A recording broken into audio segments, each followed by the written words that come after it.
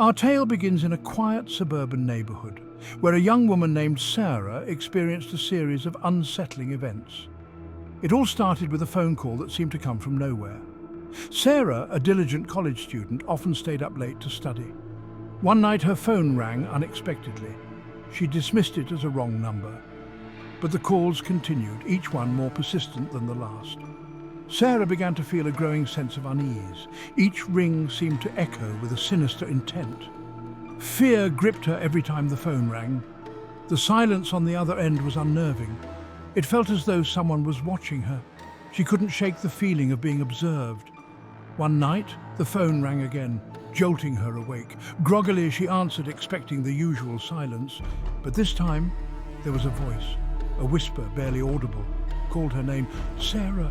The voice sent chills down her spine. She knew this was no ordinary prank. Panicked, she slammed the phone down. She tried to calm herself, but the fear lingered. The phone rang again, louder this time. Each ring felt like a blow to her sanity. She didn't answer, but the ringing persisted. Then, abruptly, it stopped. She heard a scratching sound at her window. Her heart raced. She approached the window cautiously. Peering through the blinds, she saw a shadowy figure. The figure stared back at her. Its eyes glinted menacingly in the dark. Terror washed over her. She knew she was in danger. She stumbled back, her legs weak with fear. Desperately, she dialed 911 as the figure outside vanished into the night.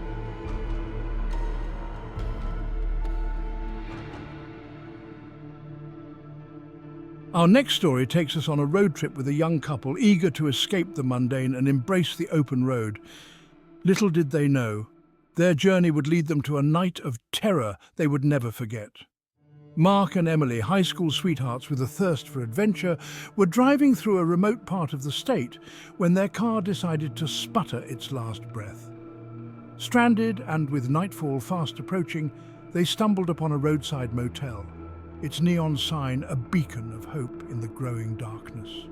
The motel, though, had seen better days. The paint was peeling, the flickering neon sign buzzed like an angry wasp, and an air of faded glory hung heavy in the air. But with few options and a storm brewing on the horizon, they decided to take their chances.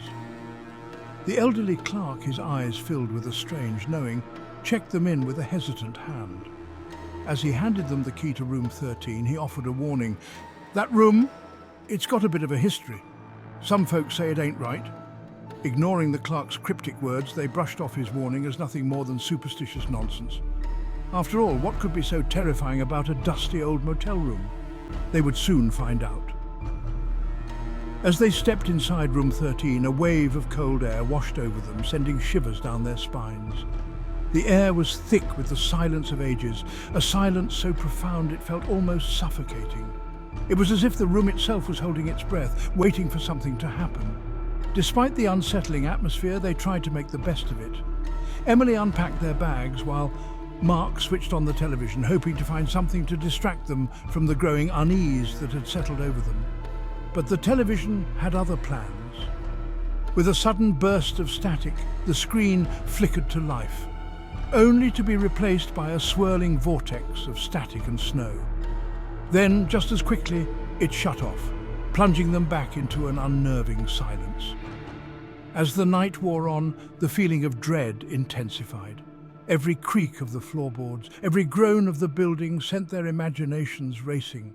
The temperature in the room seemed to drop, and the shadows seemed to lengthen, twisting and contorting into menacing shapes.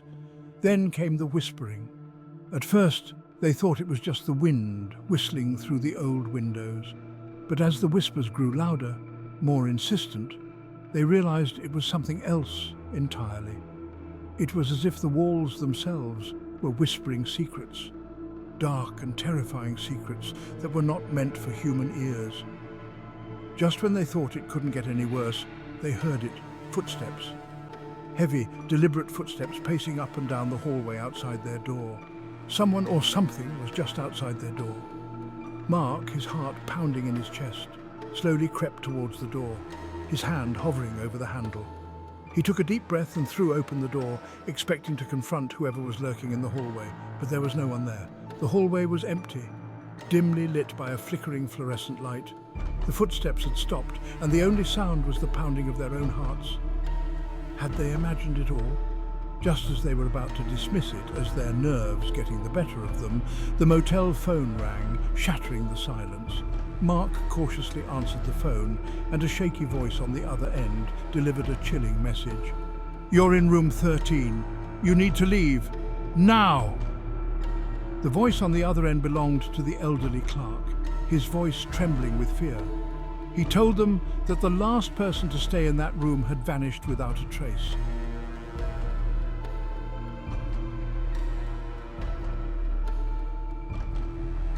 Picture this: a group of friends, young and full of life, decide to embark on a camping trip. They pack their bags, brimming with excitement, dreaming of campfires and ghost stories under the stars. Little do they know they're about to stumble into a real-life nightmare, a story that will haunt them for years to come. The friends venture deep into the heart of the woods, their laughter echoing through the ancient trees. They find the perfect spot, a clearing bathed in the dappled sunlight filtering through the canopy. As they set up camp, an unsettling feeling creeps over them, a sense of being watched. Night falls, blanketing the forest in an eerie silence, broken only by the crackling of their campfire. Huddled around the flames, they share stories, but the darkness beyond the firelight seems to press in, filled with unseen eyes. And that's when they see it. A pair of eyes, glowing with an unnatural light, pierces through the darkness, fixed on them from the edge of the woods. The friends freeze, their blood turning to ice. Is it just an animal, its eyes reflecting the firelight? Or is it something far more sinister, something lurking in the shadows? Fear grips their hearts as the creature takes a step closer, its form shifting and swaying in the darkness. It's tall and imposing, far larger than any animal they've encountered before. The friends exchange terrified glances, their minds racing. What could it be? One of the friends, emboldened by a surge of adrenaline, grabs his flashlight and shines it towards the glowing eyes.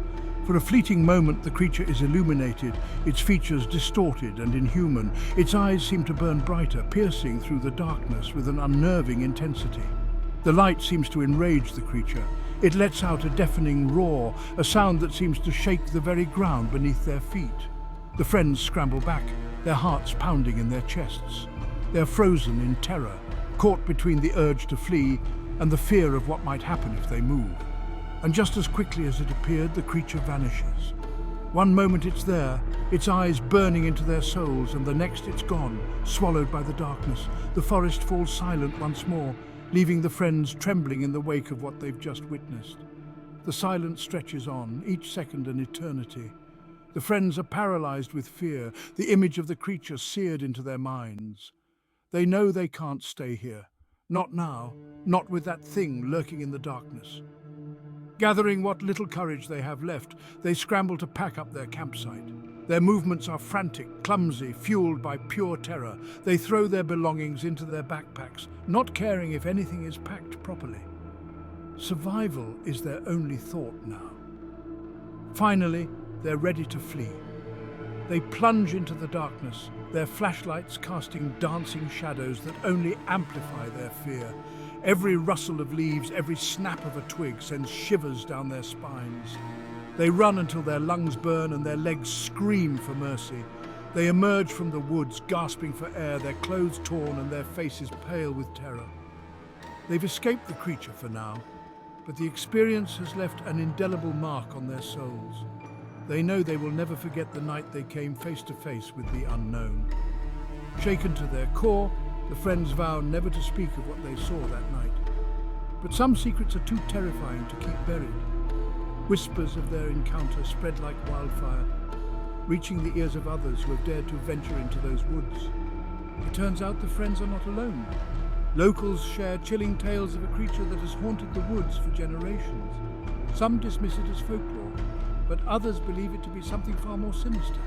The creature, they say, is a harbinger of doom, a manifestation of the darkness that lurks within the forest itself. It preys on those who are foolish enough to wander too far from the beaten path, those who dare to disturb the ancient silence of the woods. The friends may have escaped with their lives, but they know the truth. Something lurks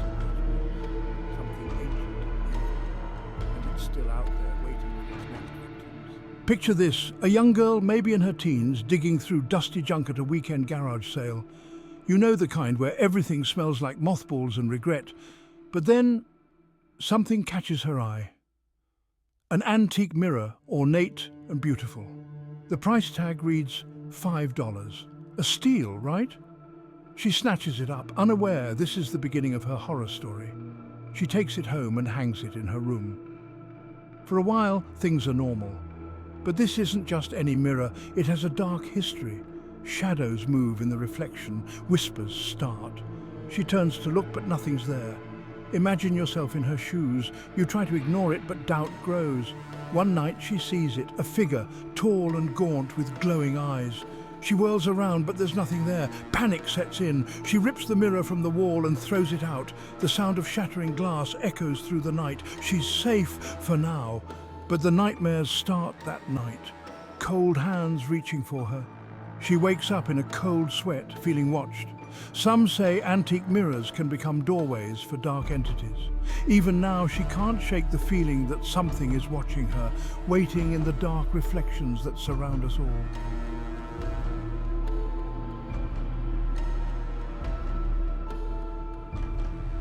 Imagine this, a two-lane highway stretching out like a black ribbon under a moonless sky. The only sound is the low hum of the engine and the occasional cry of a night bird. Our protagonist, a man driving home after a late-night shift, is tired, his eyelids heavy. He's done this drive a million times. It's routine, uneventful, until tonight. The headlights illuminate a figure in the distance, standing motionless in the middle of the road. It's an old woman, her frail form swallowed by an oversized coat, her face obscured by shadow. Now, most folks might slow down, maybe even stop to make sure she's okay. But our driver, he's got that late-night weariness, that get-home safe instinct kicking in. He slows down, but not to a stop. He's close enough now to see her face, or at least where her face should be. It's as if someone smudged out her features in a photograph, leaving only a blank canvas where her eyes and mouth should be. A shiver, colder than the night air, crawls down his spine. He hits the brakes, the car skidding slightly on the asphalt. What he sees next will stay with him long after the events of this night fade into memory. The old woman, her featureless face fixed on him, points down the road. And then, just as quickly as she appeared, she's gone, vanished.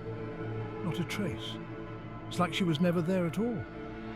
He slams on the brakes, his heart pounding against his ribs like a frantic drummer. He scans the roadside, his eyes searching for any sign of movement, any explanation for what he just witnessed. Nothing. The road is deserted, the only sound the wind whispering through the trees lining the highway. He sits there for a moment, paralyzed by a fear he's never known. Was it a hallucination? Sleep deprivation playing tricks on his weary mind? He's never believed in ghosts, but right now, doubt claws at the edges of his logic. He takes a deep breath, trying to steady his nerves. He tells himself it was nothing, a trick of the light, maybe even a large animal. He convinces himself to keep driving, the image of the old woman's blank face fading with each passing mile. He reaches home safely, the encounter already feeling like a bad dream.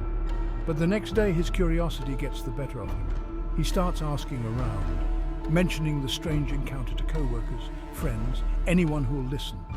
And that's when he stumbles upon a chilling truth. The road he was driving on, it has a reputation. Locals call it Widow's Pass, a name whispered with a mix of fear and reverence. Years ago, he learns, a woman was killed in a horrific car accident on that very stretch of road. Her husband, heartbroken and unable to cope with the loss, took his own life shortly after. The locals say their spirits, unable to find peace, remain trapped on that road, forever searching for each other. Some say the old woman appears to warn drivers of the dangers ahead, a spectral guardian angel trapped in a loop of sorrow. He remembers the old woman pointing down the road, her silent warning echoing in his mind. He shudders, realizing he was never in danger. She wasn't trying to frighten him, she was trying to protect him. From that day forward, he avoids Widow's Pass whenever possible. And when he does have to drive that road, he does so with a mix of caution and respect. He knows the truth now, knows that some roads are more than just asphalt and concrete. They're haunted by memories, by echoes of lives cut short. The old woman on the road, she's become a local legend, a cautionary tale whispered around campfires and late-night diner stops. But she's also a reminder that sometimes the line between this world and the next is thin, permeable. And sometimes those who have passed choose to linger, offering warnings from beyond the veil. So the next time you're driving late at night and you think you see someone standing on the side of the road, remember this story. It might just be a trick of the light, or it could be something more, a message from beyond, urging you to be careful, to be aware. Because sometimes the greatest dangers are the ones we can't see coming.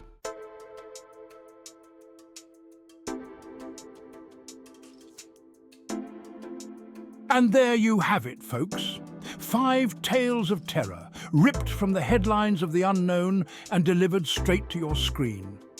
Which one kept you up at night, clutching your blankets a little tighter? Was it the haunting phone calls, the mysterious hotel guest, the creature lurking in the woods, the ghost in the mirror, or the old woman on the road? Let me know in the comments below. I'm dying to hear your thoughts.